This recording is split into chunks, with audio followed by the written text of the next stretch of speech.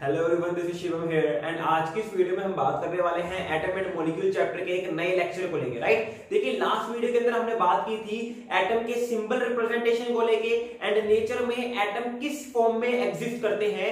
वहां पे हमने कहा था कि हमारे पास नेचर में एटम जो है या तो मॉलिक्यूल की फॉर्म में एग्जिस्ट करते हैं या फिर आयंस की फॉर्म में एग्जिस्ट करते हैं। तो आज की वीडियो में हम बात करने वाले हैं आखिरकार जब वो बॉन्ड बनाते हैं तो वो किस टाइप के बॉन्ड बना सकते हैं और एक्चुअली में बॉन्ड का मतलब क्या है। राइट, देखिए हमने लास्ट वीडियो में बात की थी कि हमारे पास एक ऑक्टेट रूल है और ऑक्टेट रूल ने हमें यह बताया कि हमारे पास एलिमेंट आपस में कंबाइन क्यों करते हैं। तो ऑक्टेट रूल ने क्या कहा था, ओनली वही स्पीशीज स्टेबल होती है जिनके आउटर मोस्ट शेल में 8 इलेक्ट्रॉन होते हैं। अगर उनके पास आउटर मोस्ट शेल में 8 इलेक्ट्रॉन नहीं है तो या तो वो इलेक्ट्रॉन देकर 8 इलेक्ट्रॉन को पूरा करना चाहेंगे या फिर इलेक्ट्रॉन लेकर 8 इलेक्ट्रॉन को पूरा करना चाहेंगे।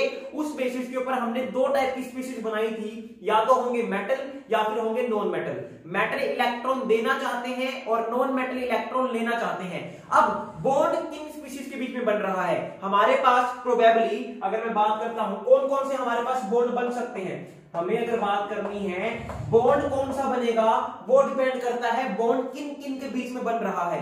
अगर मान लीजिए हमारे पास बॉन्ड फॉर्मेशन हो रही है दो नॉन मेटल के बीच में, अगर बॉन्ड फॉर्मेशन हो रही है दो नॉन मेटल के बीच में, तो नॉन मेटल जब कंबाइन करते हैं तो वो बनाते हैं कोवेलेंट बॉन्ड। ठीक है, अगर नॉन मेटल कंबाइन करते हैं तो वो कौन सा बॉन्ड बनाते हैं, वो बनाते हैं कोवेलेंट बॉन्ड। जबकि अगर मैं बात करता हूं अगर मेटल और नॉन मेटल कंबाइन करते हैं, अगर हमारे पास मेटल और नॉन मेटल कंबाइन करते हैं तो वो बनाते हैं आयोनिक बॉन्ड।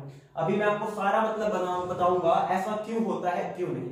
ठीक है, हमारे पास क्या प्रोबेबिलिटी है, हमारे पास दो ही टाइप के एलिमेंट है, या तो होंगे मेटल या फिर होंगे नॉन मेटल। राइट, तो मेटल हमारे पास कौन थे जो कि इलेक्ट्रॉन डोनेट करते हैं, नॉन मेटल हमारे पास कौन थे जो कि इलेक्ट्रॉन विड्रॉ करना चाहते हैं, इलेक्ट्रॉन लेना चाहते हैं। इस बात को आपको सीखना है, याद रखना है, क्योंकि ये बात याद नहीं रहेगी तो कंपाउंड नहीं बना पाओगे। राइट, अब देखिए हमारे पास मैंने क्या कहा, नॉन मेटल बनाते हैं कोवेलेंट बॉन्ड। आखिरकार क्या मतलब है कोवेलेंट बॉन्ड का, तो कोवेलेंट बॉन्ड का मतलब होता है जहां पर म्यूचुअल शेयरिंग ऑफ इलेक्ट्रॉन हो रही हो। ठीक है, कोवेलेंट बॉन्ड तब बनता है जब म्यूचुअल शेयरिंग ऑफ इलेक्ट्रॉन हो रही हो।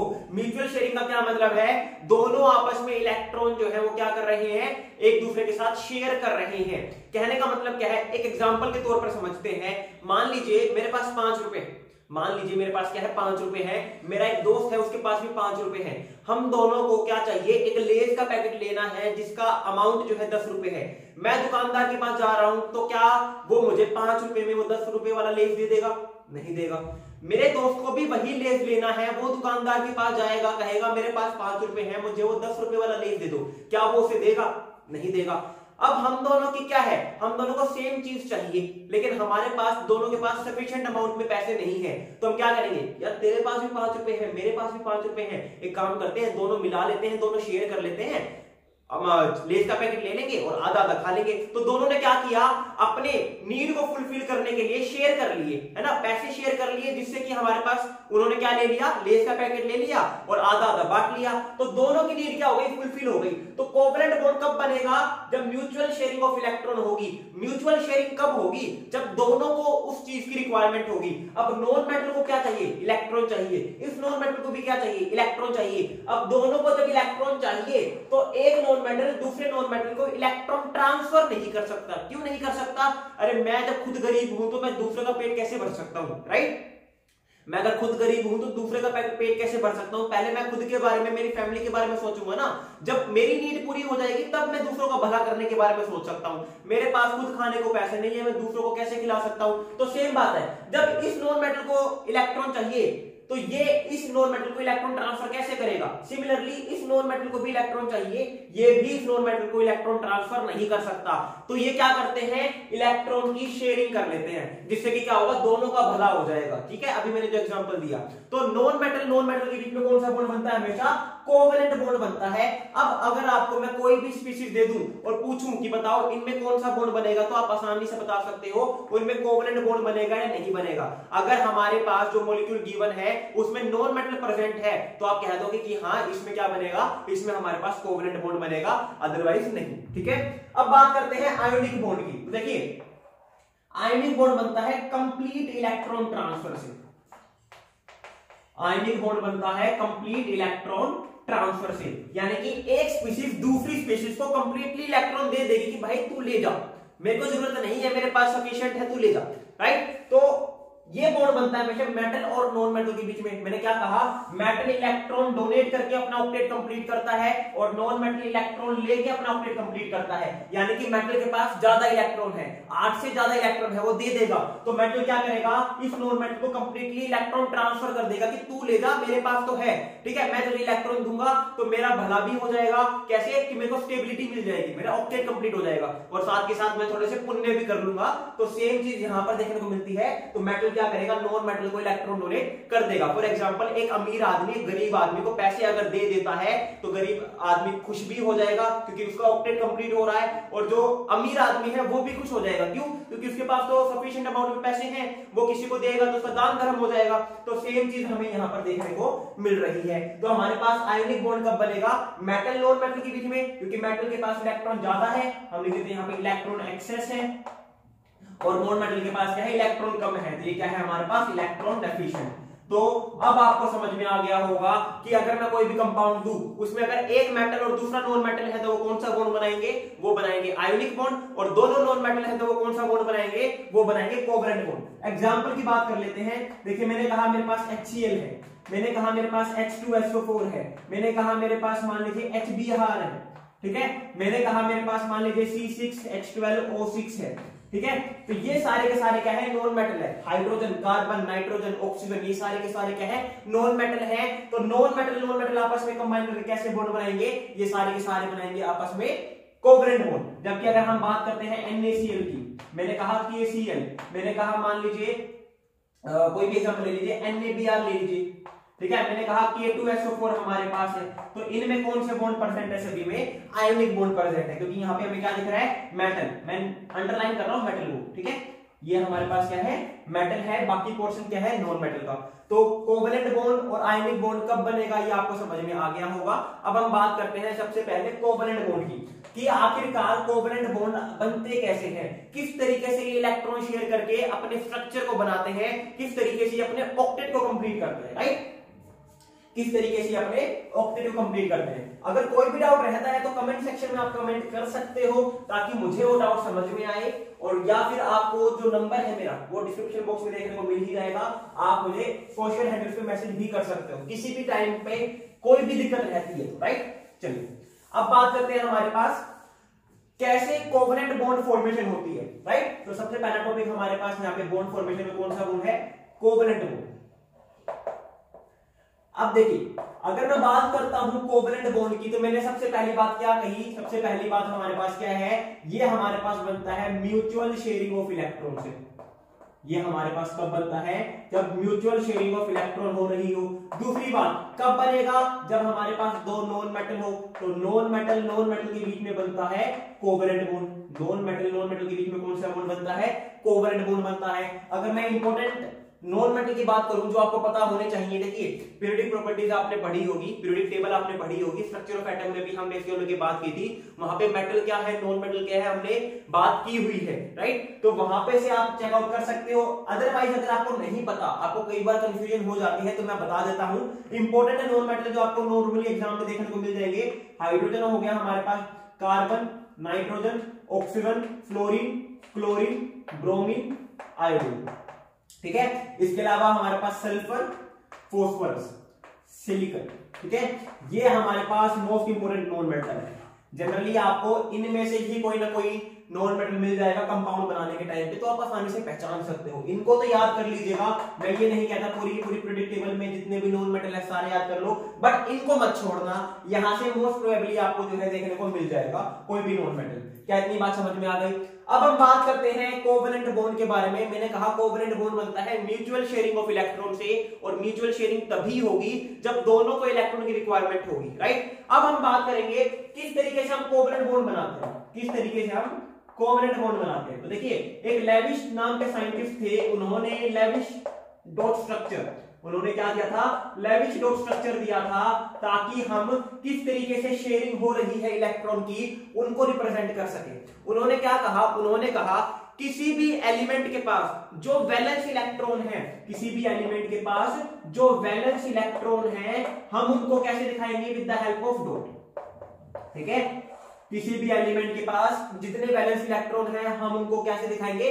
डॉट की हेल्प से दिखाएंगे। वैलेंस शेल हमारे पास, वैलेंस इलेक्ट्रॉन क्या होते हैं? वो इलेक्ट्रॉन जो कि वैलेंस शेल के अंदर प्रेजेंट है, वो इलेक्ट्रॉन जो कि वैलेंस शेल के अंदर प्रेजेंट है। और वैलेंस शेल क्या होती है? आउटर मोस्ट शेल को ही हम वैलेंस शेल कहते हैं। ठीक है, आउटर मोस्ट शेल को हम क्या कहते हैं? आउटर मोस्ट शेल को हम कहते हैं वैलेंस शेल। तो आउटर मोस्ट शेल में जो इलेक्ट्रॉन प्रेजेंट है, हम उनको किसकी हेल्प से दिखाएंगे? डॉट की हेल्प से दिखाएंगे। राइट, फॉर एग्जांपल मैं अगर बात करता हूं हाइड्रोजन की, तो हाइड्रोजन के पास एक ही इलेक्ट्रॉन होता है, क्योंकि इसका एटॉमिक नंबर भी कितना है? 1 है।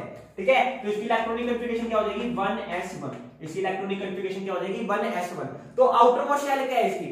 1s ही हमारे पास जो है 1 इसकी जो है आउटर मोस्ट शेल है। तो इसमें कितने इलेक्ट्रॉन है? एक ही इलेक्ट्रॉन है, तो हम एक इलेक्ट्रॉन को डॉट की हेल्प से दिखाएंगे।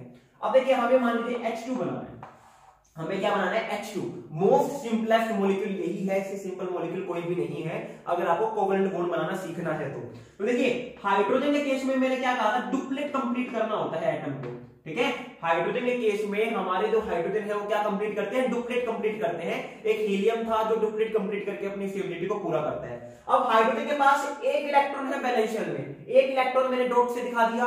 ये किसका इलेक्ट्रॉन है? इस हाइड्रोजन का। सिमिलरली एक डॉट से मैंने ये इलेक्ट्रॉन दिखाया है इस हाइड्रोजन का, इसको डुप्लेट कंप्लीट करना है। देखो, एक इलेक्ट्रॉन तो इसके पास है ही, एक इलेक्ट्रॉन क्या कर लेगा? इस हाइड्रोजन से ये ले लेगा।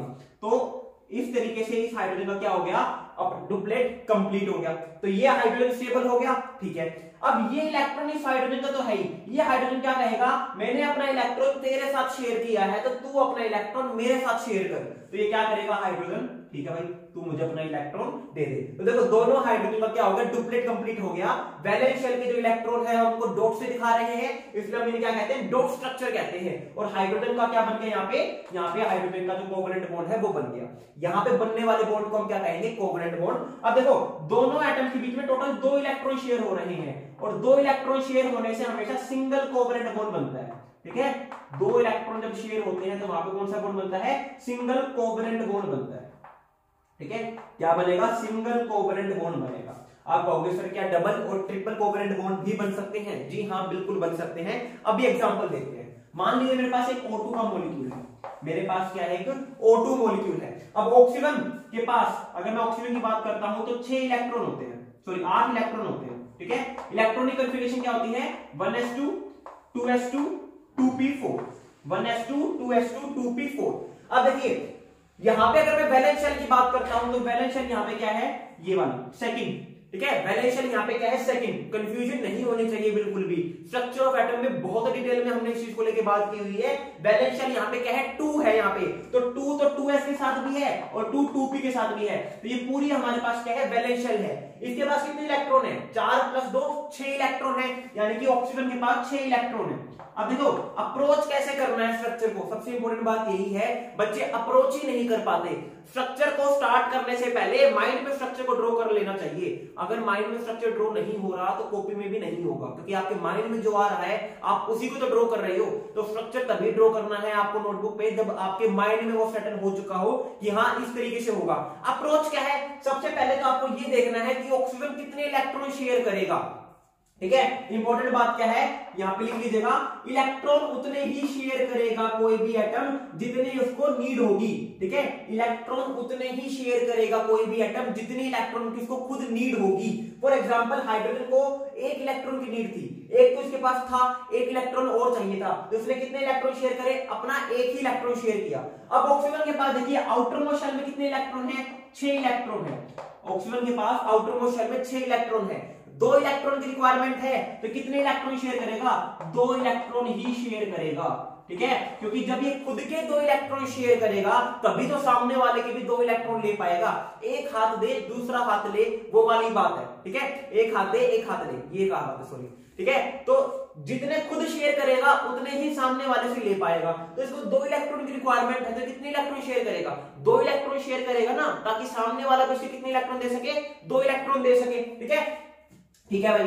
अब दूसरी बात, 2 ऑक्सीजन हमारे पास है। दूसरी बात क्या है? हमारे पास 2 ऑक्सीजन है।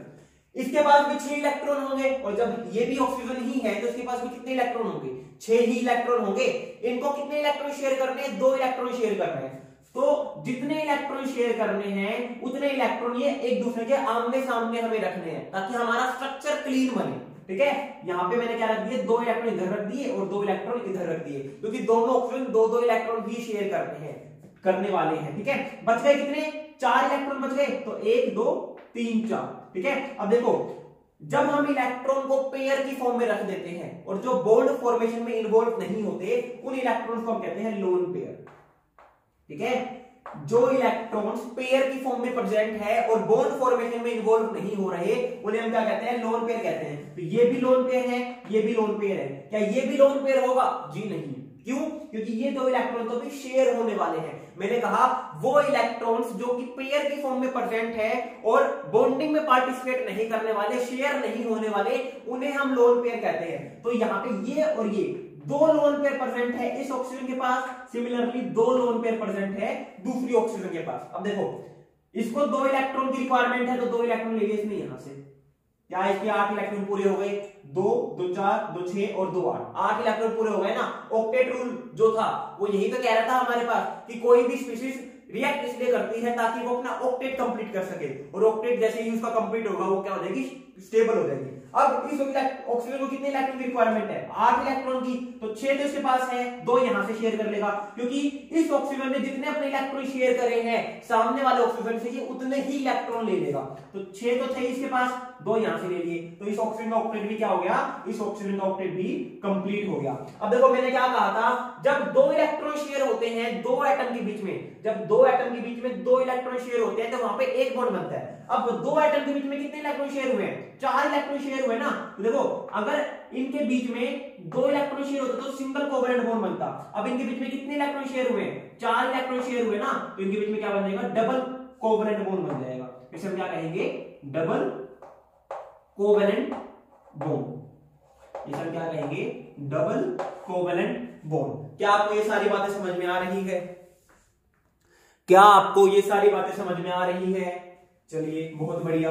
अब हम बात करते हैं, आपने कहा था सर ट्रिपल बॉन्ड भी बन सकता है क्या, बिल्कुल बन सकता है। अब आपको कमेंट सेक्शन में कमेंट करके ये बताना है कि ट्रिपल बॉन्ड कब बनेगा, क्या कंडीशन होगी। मैंने कहा था 2 इलेक्ट्रॉन शेयर होते हैं टोटल मिला के दोनों साइड से, तब सिंगल कोवेलेंट बॉन्ड बनता है। 4 इलेक्ट्रॉन शेयर होते हैं तो डबल कोवेलेंट बॉन्ड बन रहा था। तो ट्रिपल बॉन्ड किस कंडीशन में बनेगा, आपको मॉलिक्यूल का एग्जांपल कमेंट सेक्शन में कमेंट करना है, साथ ही साथ आपको बनाकर भी देखना है अपनी नोटबुक में कि किस तरीके से ट्रिपल बॉन्ड बन सकता है। क्या ये बात समझ में आ गई? अब हम बात करते हैं कुछ होमोडायनेमिक मॉलिक्यूल तो हम देख चुके हैं, ठीक है, होमोडायनेमिक मॉलिक्यूल तो देख चुके हैं। कुछ अब ऐसे मॉलिक्यूल देखते हैं जिसमें 2 अलग अलग एटम प्रेजेंट होंगे। फॉर एग्जांपल मान लीजिए मेरे को बनाना है HBr, मेरे को बनाना है HBr, ठीक है। अब देखिए हाइड्रोजन के पास 1 इलेक्ट्रॉन है, ब्रोमीन की अगर मैं बात करता हूं तो ब्रोमीन के पास 7 इलेक्ट्रॉन होते हैं, ब्रोमीन के पास 7 वैलेंस इलेक्ट्रॉन होते हैं, ठीक है। उसी तरीके से जैसे इलेक्ट्रॉनिक कॉन्फ़िगरेशन लिख रहे हैं ना, उसी तरीके से लिखेंगे हम। तो ब्रोमीन के पास वैलेंस शेल में 7 इलेक्ट्रॉन होते हैं। तो देखो हाइड्रोजन तो अपना डुप्लेट कंप्लीट करेगा, ये इसका हो गया डुप्लेट कंप्लीट। ब्रोमीन अपना ऑक्टेट कंप्लीट करेगा, 7 इलेक्ट्रॉन इसके पास थे, 1 इलेक्ट्रॉन ये हाइड्रोजन से ले लेगा, तो ये क्या हो गया, इस ब्रोमीन का ऑक्टेट कंप्लीट हो गया। तो इस तरीके से हम क्या बना सकते हैं, डिफरेंट डिफरेंट कोवेलेंट बॉन्ड के स्ट्रक्चर बना सकते हैं, राइट। तो इसके आगे जो थोड़े से कॉम्प्लेक्स मॉलिक्यूल हैं उनको लेके हम बात करेंगे नेक्स्ट वीडियो में। तो आई होप आपको जो कंसेप्ट है समझ में आ गया होगा। जो भी डाउट रहता है तो आप कमेंट सेक्शन में कमेंट कर सकते हो या फिर सोशल हैंडल्स पे जाकर मैसेज ड्रॉप आउट कर सकते हो। So thank you very much, have a good day.